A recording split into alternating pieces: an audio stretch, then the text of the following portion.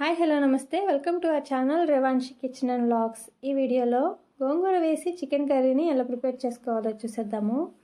బగారా రైస్కి కానీ వైట్ రైస్కి కానీ లేదా చపాతీ పూరి దేనికైనా సూపర్గా సెట్ అయిపోయే గోంగూర చికెన్ని ఇప్పుడు లేట్ చేయకుండా ప్రాసెస్ చూసేద్దాము. ముందుగా అయితే చికెన్ని 1-2 సార్లు బాగా కడిగి పెట్టుకోవాలి. ఇదైతే 1.5 kg చికెన్ అండి. మేమైతే పెద్ద ముక్కలుగా తీసుకున్నాము, అంటే లెగ్ పీస్లు ఉన్నాయి, అలాగే బ్రెస్ట్ పీస్లు కూడా ఉన్నాయి అన్నమాట. ఇలాగే తీసుకోవాలని ఏం లేదు, చిన్న ముక్కలుగా కట్ చేయించుకున్నా కానీ చికెన్ని సేమ్ ప్రాసెస్లో చేసుకోవచ్చు.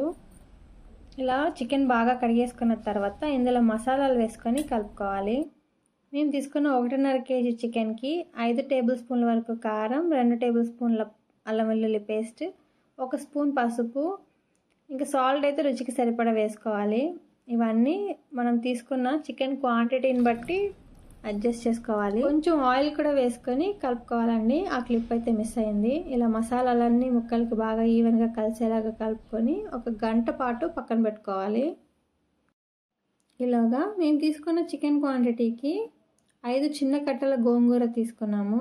గోంగూరని నీట్గా కడిగేసుకొని పక్కన పెట్టుకోవాలి.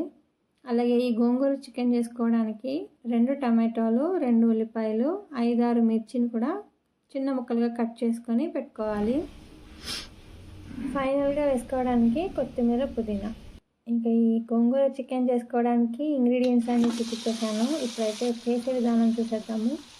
స్టవ్ మీద వెడల్పాటి గిన్నె పెట్టుకొని అందులో ఆయిల్ వేసుకోవాలి.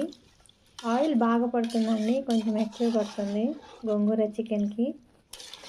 ఆయిల్ వేడెక్కిన తర్వాత మనం మ్యారినేట్ చేసి పెట్టుకున్న చికెన్ పీసులు వేసుకోవాలి. ఆయిల్లో ఒకసారి బాగా కలుపుకోవాలి. ఇందులో ఇంకా ఎక్స్ట్రా మసాలాలు ఏమి వేయట్లేదండి. ఇలా ఆయిల్లో చికెన్ని బాగా కలిపేసుకున్న తర్వాత మంటను మీడియం ఫ్లేమ్లో పెట్టుకొని మూత పెట్టేసి చికెన్ ఒక 70% ఉడికేంత వరకు కుక్ చేసుకోవాలి. ఇలా 70% ఉడికిన చికెన్లో ముందుగా కడిగి పెట్టుకున్న గోంగూర వేసుకుంటున్నాము. అలాగే కట్ చేసుకున్న ఉల్లిపాయ, టమాటో, మిర్చి కూడా వేసుకోవాలి. ఈ చికెన్ కర్రీకి వాటర్ అయితే అస్సలు అవసరం లేదండి. ఆయిల్తో చేసుకుంటేనే కూర టేస్ట్ అనేది చాలా బాగా వస్తుంది.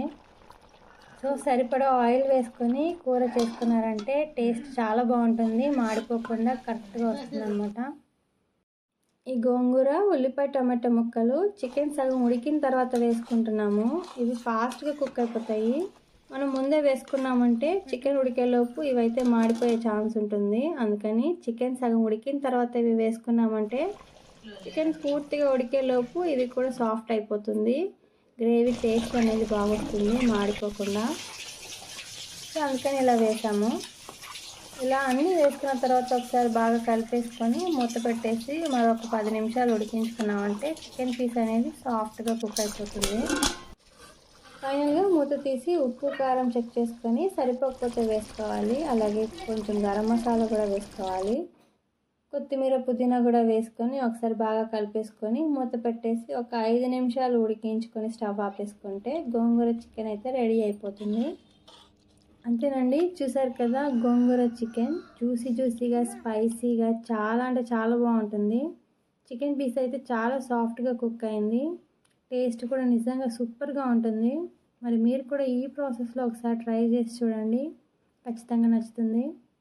సో మీరు కూడా లేట్ చేయకుండా ఈ రెసిపీని ఈ సండే అయితే మీ ఇంట్లో ట్రై చేసేయండి. మీకు ఈ రెసిపీ నచ్చింది అనుకుంటున్నాను. నచ్చితే వీడియోకి లైక్ చేయడం మాత్రం మర్చిపోకండి. అలాగే మీ ఫ్రెండ్స్ అండ్ ఫ్యామిలీ మెంబర్స్కి షేర్ చేయండి.